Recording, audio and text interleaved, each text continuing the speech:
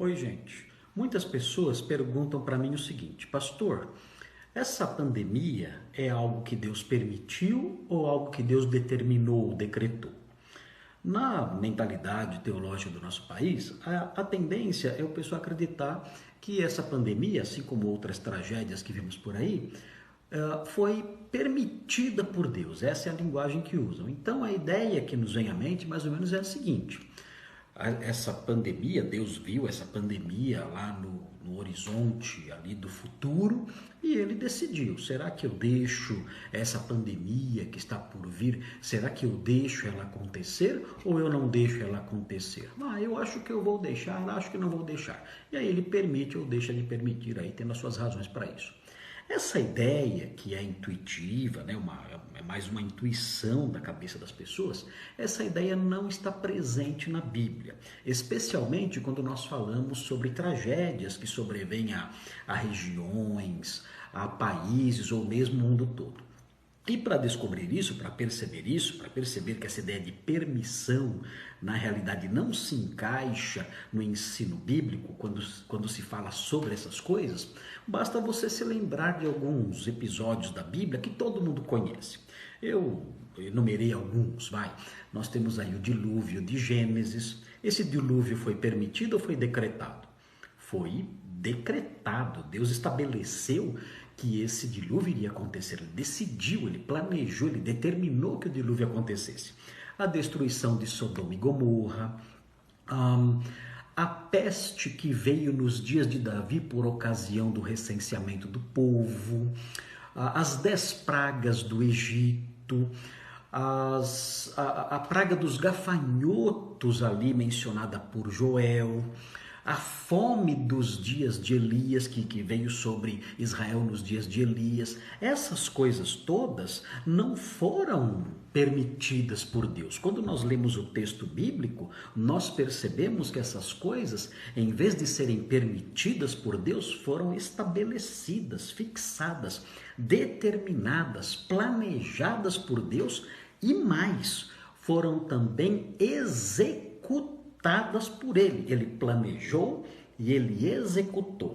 E para mostrar isso para vocês, dar um exemplo mais claro na Bíblia, eu quero mostrar para vocês o texto de Gênesis 41, 32.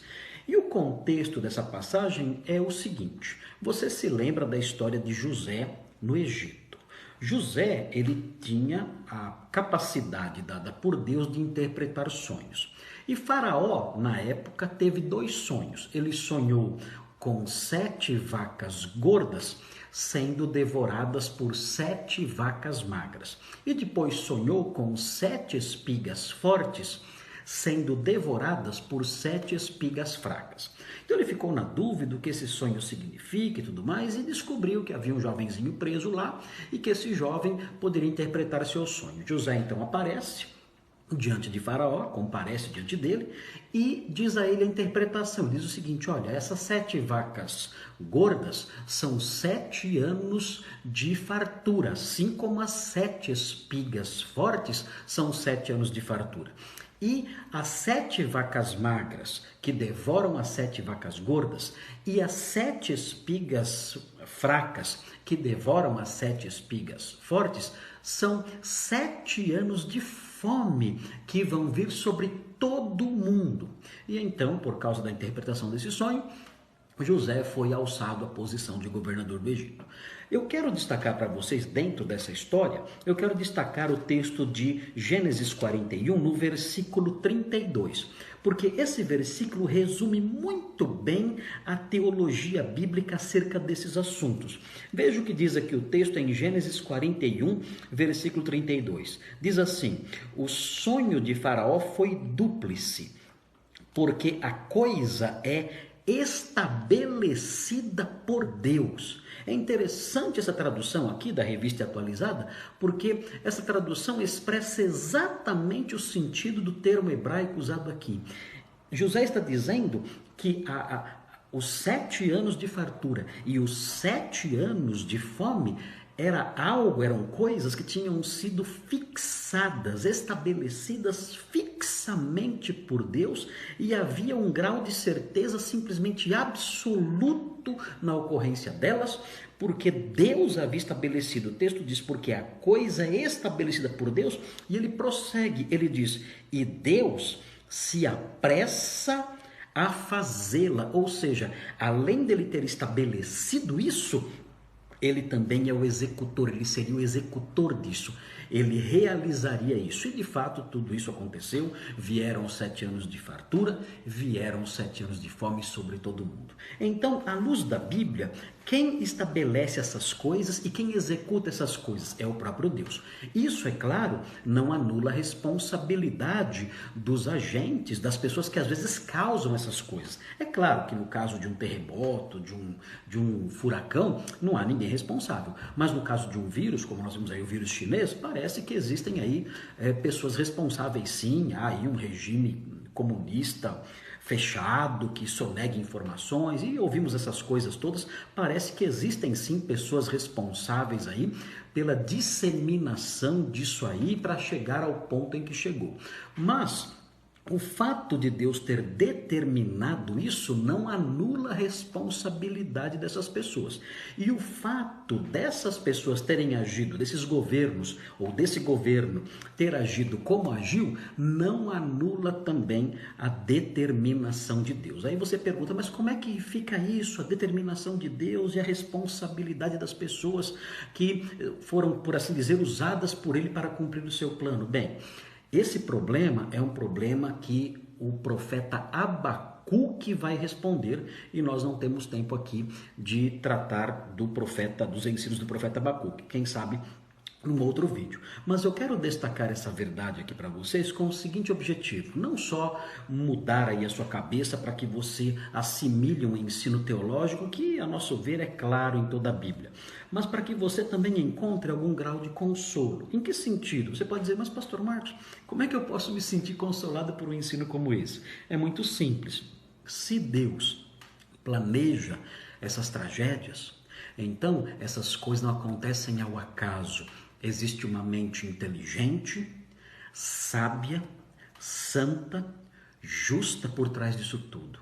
Existe um plano que é bom, que é proveitoso, e há propósito nisso. Nós não sabemos quais são os propósitos que Deus vai atingir ou que Ele quer atingir com a realização, com a execução desse plano. Mas nós podemos ter certeza que os seus alvos são santos, justos, bons e proveitosos, e Ele há de alcançar esses alvos. Talvez na sua vida em particular, você que está me ouvindo, talvez na igreja evangélica espalhada pelo mundo, talvez até na vida de muitos incrédulos que serão atraídos para a sua graça. Enfim, nós não sabemos, mas podemos descansar dizendo o seguinte: olha, se essa tragédia aconteceu, se essa pandemia está aí, nós podemos ter certeza, o Senhor determinou isso e o Senhor também tem executado isso para atingir os seus propósitos. E isso deve apaziguar o nosso coração. Outra coisa importante também: os exemplos todos que eu dei, o dilúvio, Sodoma e Gomorra, a seca dos dias de Elias, a peste nos dias do recenseamento de Davi, os gafanhotos, tudo isso aí, a praga dos gafanhotos dos dias de Joel, tudo isso aí teve um começo e um fim. Ou seja, no plano de Deus, essas tragédias, elas têm data marcada para começar e tem data marcada para terminar. Um exemplo clássico é a grande tribulação, algo que vai acontecer no futuro. Serão 3 anos e meio de paz e 3 anos e meio de tragédias que vão se abater sobre o mundo inteiro.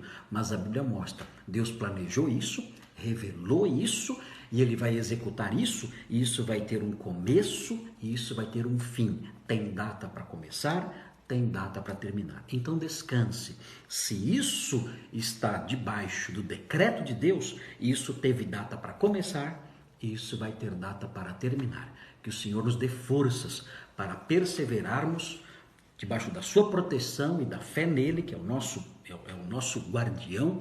Que Deus nos dê forças para perseverar na fé nele, sabendo que ele tem o controle de todas as coisas. É isso que eu queria deixar nesse vídeo bem rapidinho para você.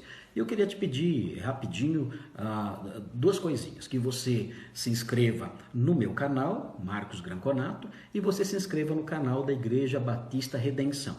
Se inscreva nesses dois canais, por favor, são canais pequenos ainda, estamos contando aí com o seu apoio, são canais pequenos e nós pedimos para que você se inscreva, dê lá o seu like e compartilhe, tá bom? Obrigado e tchau!